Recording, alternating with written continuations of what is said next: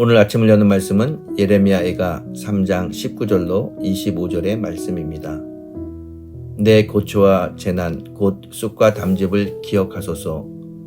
내 마음이 그것을 기억하고 내가 낙심이 되오나 이것을 내가 내 마음에 담아 두었더니 그것이 오히려 나의 소망이 되었사옴은 여호와의 인자와 긍휼이 무궁하심으로 우리가 진멸되지 아니함이니이다. 이것들이 아침마다 새로우니 주의 성실하심이 크시도소이다. 내 심령에 이르기를 여호와는 나의 기업이시니 그러므로 내가 그를 바라리라 하도다. 기다리는 자들에게나 구하는 영혼들에게 여호와는 선하시도다. 오늘 우리가 읽은 에가서 3장은 하나님의 준엄한 심판 앞에서 비탄에 빠진 이스라엘 백성이 하나님 안에서 소망을 찾는 내용입니다.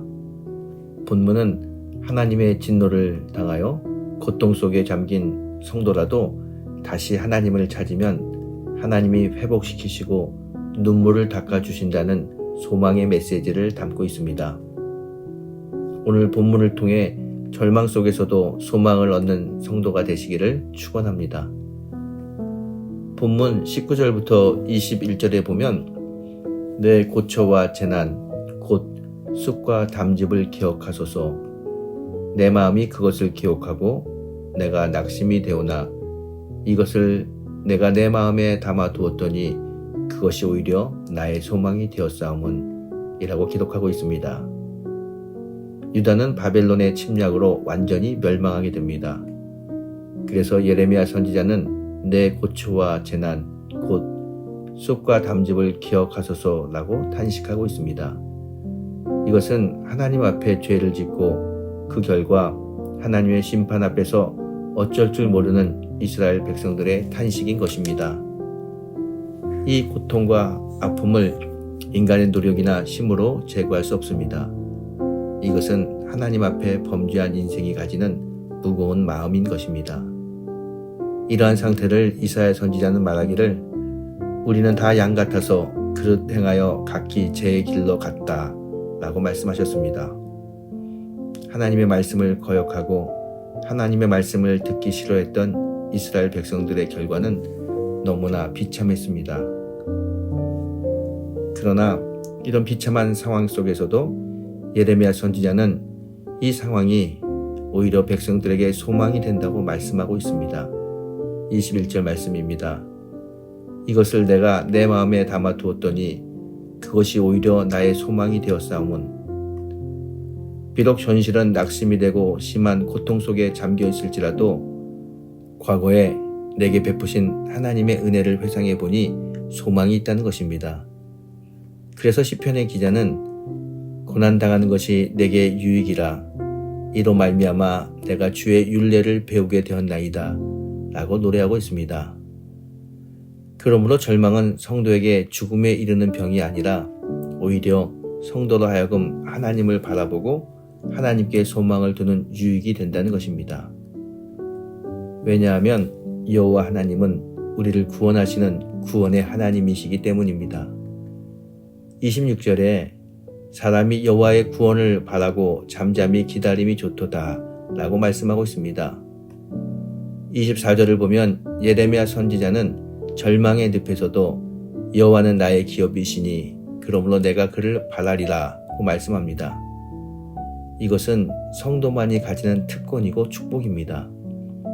비록 나라가 망하고 자기 백성들이 바빌론의 포로로 잡혀가고 성전이 무너지는 슬픔이 있어도 하나님이 나의 기업이시기에 나는 하나님만 바라본다는 신앙의 고백입니다.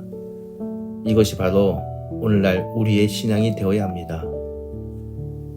모든 것을 다 잃어도 도무지 살아갈 용기가 없는 상태에서도 나는 하나님만 바라봅니다 라고 신앙 고백이 우리의 입에서 터져 나와야 합니다. 그러면 절망 속에서도 하나님을 바라볼 수 있습니다. 절망 속에서 바라본 하나님은 어떤 하나님이십니까? 22절에 그 하나님을 이렇게 표현하고 있습니다. 여호와의 인자와 긍휼이 무궁하심으로 우리가 진멸되지 아니함이니이다. 하나님은 자비와 긍휼의 하나님이십니다. 오늘도 우리가 살아가는 축복의 근거는 바로 하나님의 인자와 긍휼이라는 사실입니다. 이것을 우리는 믿어야 됩니다. 32절에 이렇게 말씀합니다.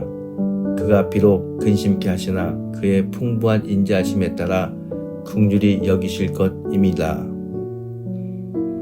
여러분, 하나님의 마음은 하나님의 백성이 고통 중에 살기를 원하지 않습니다. 단지 인간의 범죄함으로 진노하고 벌을 주시지만 하나님의 본심은 그것이 아니라는 것입니다. 그러므로 성도는 고난이 찾아올 때 원망과 불평보다는 그 고난 속에서 하나님의 뜻을 찾아야 합니다.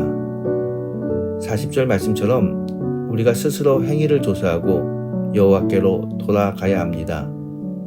우리가 하나님의 말씀에 순종하고 그 명령을 따르고 우리의 죄악을 하나님 앞에 내려놓으면 하나님께서는 우리를 치료시켜 주시고 우리를 회복시켜 주실 것입니다.